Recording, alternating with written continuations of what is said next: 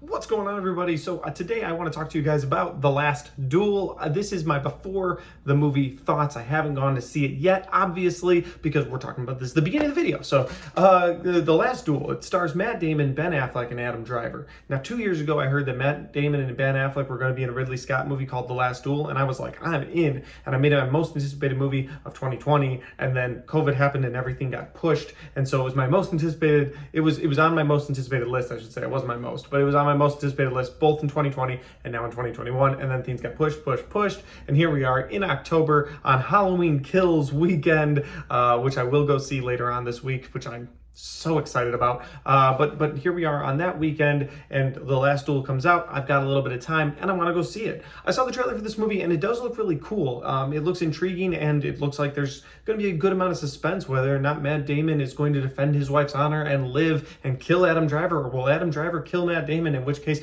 Matt Damon's wife, per the trailer, has to die. So I don't know. It looks really cool. There's one moment in the trailer toward the end where they tell her the penalty is death, and so I wonder if that's like the closing shot of the movie. I don't know. It's possible. It's possible. If it is, that's kind of lame, but we'll see. I'm going to go see it right now. I will talk to you guys about the movie in just a second. All right, what's going on, everybody? So clearly I am not in the same hotel room that I was in, and it is another day.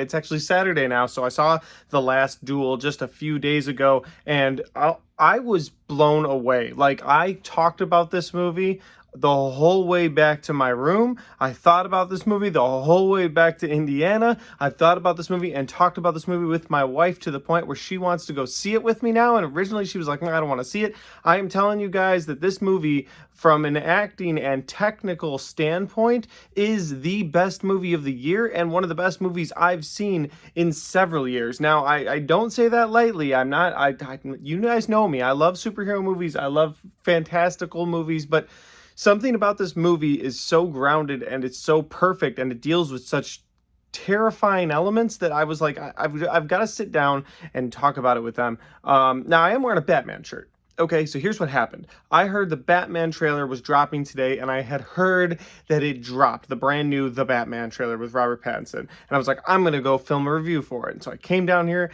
and it still hasn't dropped. So I'm wearing my Batman shirt, but we're talking about The Last Duel. Let's just talk about it. But first off, the movie is directed by Ridley Scott, the great Ridley Scott. And it stars Matt Damon, it stars Ben Affleck, it stars Adam Driver, and it stars, what's her name? I just had this up, and we are going to leave this in there. Her name, if I may, keep forgetting her name. It's Comer. It's something. Jodie Comer. Comer? I hear she's the same person who was in Free Guy. I didn't recognize her in the movie, but in Free Guy, she's supposed to look a lot different, so I don't know. But the point is, she's in this as well, and she's a fantastic actress. I have nothing but great things to say about everybody that acted in this movie. From an acting standpoint, this movie fires on all cylinders. Every emotion that all four of those main characters need to convey is done excellent. And then Matt Damon, the woman who plays Matt Damon's mother in the movie, she has to convey her own story in the movie, and it's just, she does it so well. Let's talk about the technical aspect of this movie, because I feel like I don't talk about that enough in my reviews, and honestly, holy shit. Okay, the movie is told three different ways. It's told Matt Damon's version of the story for about an hour, and when you're in that version of the story, it's like this dark, dreary story where he's the hero, but at the same time, life just keeps putting him down. Then you get the story from Adam Driver's perspective. And weirdly enough, the tonal change in that is one where you almost like, you're like, oh wow, I'm enjoying this movie again, until something happens that we can't talk about on YouTube. It's in the preview. Watch the preview and know what I'm talking about. But till then, the movie takes like a weird shift, and you're like, okay, this isn't the worst. Okay, this is good. Life is all right. And then something tragic happens. Ben Affleck plays a heavy hand in that part of the story as well. And again, whenever he's acting, he just brings it. I mean, when I saw him in the preview, he looked like the original Backstreet Boys. Like, he did. I was like, what is he doing? Why does he look that way? But honestly, he looked great.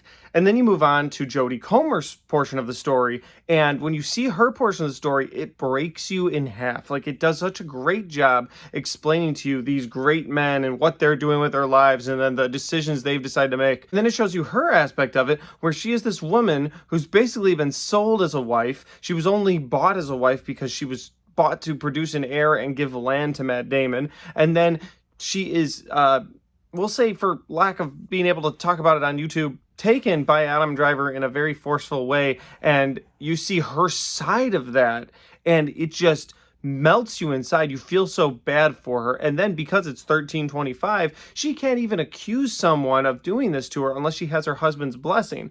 And she does have her husband's blessing, but the courts don't believe her. They're like, listen, there's no way this could have happened to you. You probably dreamed it. And you feel so bad for her situation. And then you see Matt Damon fighting for her, but really he's fighting for his honor. So when it comes down to the last duel, and it comes down to these two dueling it out, basically you've got Adam Driver protecting his honor, saying, I didn't do what she claims to do, even though we've seen it twice. Now, granted, from Adam Driver's perspective, he doesn't see it that way, but from her perspective, it was a horrifying event. So you see where Adam Driver stands. While you may not agree with it, you see where he stands. And then you jump over to Matt Damon's side. And yes, he's fighting for his wife's honor, but more so he's fighting for his own name and just so he looks good. And you realize she is caught in a rock and a hard place and just the worst time period of all. I could not believe how edge of my seat this movie made me. When again, first hour of this movie, I was like, all right, are we going to get to a point? And then he's like, I challenge you to a duel. And I was like, all right, but are we going to get to a better point than that? And then you start seeing things from different aspects. And it's really, it delves deeply into not only social issues, but how we view ourselves as people. So the movie, everybody in their own story is the hero. And then when they need to be the victim, they're the victim of their own story. And it kind of is like real life. Like anytime I tell a story in my past, I try to make sure that whenever I tell it, I'm not trying to lie about that story, but I'm not trying to paint myself in a bad light, if that makes sense. And that's almost what these people are doing in this movie. It's not that they're necessarily lying, although at one point Adam Driver's definitely lying, but they're trying to paint themselves in the best light for the viewer, and it's just such an interesting and intricate plot that really ties together with, as the movie's named, The Last Duel. Now, when it comes down to that fight, oh my god, the action is perfect. I loved that fight. I can't tell you where it goes because I don't want to spoil things for you guys, and I've realized that this review has been going on for a long time and my reviews have been getting shorter, but I felt like in a movie like this where I've really enjoyed this movie to the point where I'm going to go see it again, I felt like I needed to give it a more of a review and more of a reason to tell you guys to get out and go see it. There's a lot of movies out right now, including Halloween Kills, which I'm going to go see later this afternoon, and I'm hyped for. You guys know the hype for that movie. I've talked about it in every video up until the review. It's something I've done. I've even got the Michael Myers mask over there from Halloween Kills where half of it's burned. I mean, I'm just hyped for this movie, but I have to say, while I do want to see that movie, and I'm excited to see that movie, The Last Duel, nothing compares. Nothing that has come out this year compares to the emotions and the real feel you get out of that movie, and I loved it. So guys, if I was rating movies, I would say this movie is my movie of the year so far, and there's only, what, 2.5 months left for the year?